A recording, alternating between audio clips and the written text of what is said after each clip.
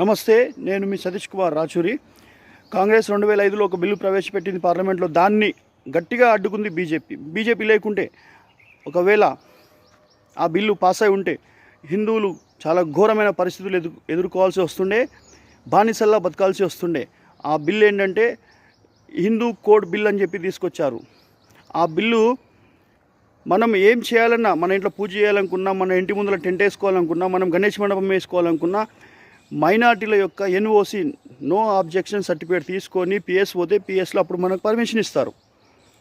ఒకవేళ మనం ఇట్లా పర్మిషన్ తీసుకోకుండా, ఎన్ఓసి తీసుకోకుండా చేస్తే మనకు నాన్ బెయిలబుల్ అరెస్ట్ వారెంట్ అలాంటి చట్టం తీసుకురావాలని చాలా ప్రయత్నం చేసింది.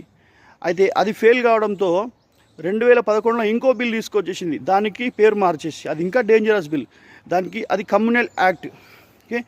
Communal act, Hindu code bill రెండు మిక్స్ చేసి ఇదేంటంటే 10 అంశాలు ఉన్నాయి అందులో. మైనార్టీలు ఒకవేళ మన ఇంట్లో ఒక పోర్షన్ ఖాళీ ఉంటే వాళ్ళకి ఖచ్చితంగా మనం కిరాయికి ఇవ్వాలి. ఒకవేళ వాళ్ళు కిరాయికి ఉంటే వాళ్ళకి కాల్ చేయమనొద్దు.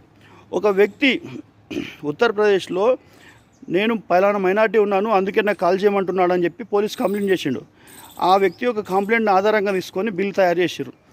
మీరు ఒకవేళ మైనార్టీలు వచ్చి ఇల్లు అడిగితే కిరాయికి ఇవ్వాలి, వాళ్ళు ఉంటే ఖాళీ చేయరాదు.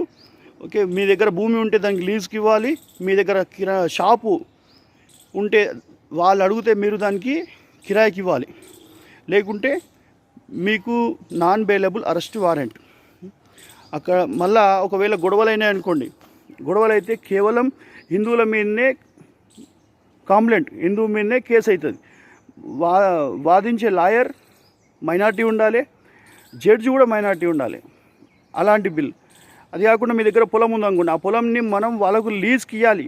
వాళ్ళు అడిగితే, ఇవ్వకపోతే లోపలికే. అంతేకాక వాళ్ళ దగ్గర షాప్ ఉంది, వాళ్ళ షాప్లో మనం కొనడం లేదనుకోండి, కొనకపోతే కూడా వాళ్ళు మనకు చెప్తారు, మీరు మా దగ్గర కొంటలేరు, కొనండి అని చెప్పినా మనం కొనకపోతే అప్పుడు వాళ్ళు మన మీద కేసు చేస్తారు. కేసు చేస్తే నాన్ బెయిలబుల్ అరెస్ట్ వారెంట్ చేసి మనం లోపటేస్తారు.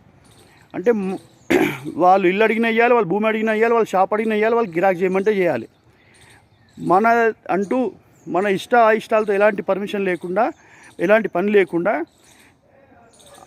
వాళ్ళ యొక్క ఇష్టం మీదనే మన జీవితాలు ఆధారపడే బిల్ అన్నట్టు. ఇంత ఘోరమైన బిల్ అంటే అది. ఇంకా మీ దగ్గర ఫైనాన్స్ ఉంది, వాళ్ళు వస్తారు మీ దగ్గరికి, వచ్చేసి నేను ఒక ఆటో తీసుకుంటాను లేదా ఒక కారు తీసుకుంటాను, దాని మీద బ్రతుకుతాను అని చెప్పి అంటే, మీరు ఒకవేళ లోన్ ఇవ్వలేరు అనుకోండి, లోన్ ఇవ్వకుంటే నా మీద నమ్మకం లేదు, ఎందుకంటే నేను ఫలానా మైనార్టీ ఉన్నాను, అందుకే నాకు లోన్ ఇవ్వలేడు అని మీ మీద కంప్లైంట్ చేస్తే మీకు తీసుకుపోయి లోపటేస్తారు. అలాంటి బిల్ అన్నట్టు అది. అంత డేంజరస్ బిల్లు తయారు చేసిర్రు వీళ్ళు కాంగ్రెస్ వాళ్ళు. ఒక్కసారి కాదు, 2 సార్లు ప్రవేశపెట్టిర్రు పార్లమెంట్లో. 2 సార్లు కూడా బీజేపీ అడ్డుకుంది.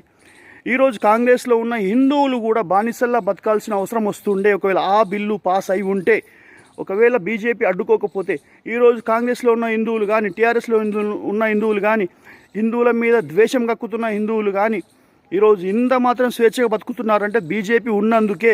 ఒకవేళ బీజేపీని మీరు ఓడిస్తే మీ యొక్క భవిష్యత్తు మీరే బొందబెట్టుకున్నట్టు అవుతుంది, నాశనం చేసుకున్నట్టు అవుతుంది. అంతే.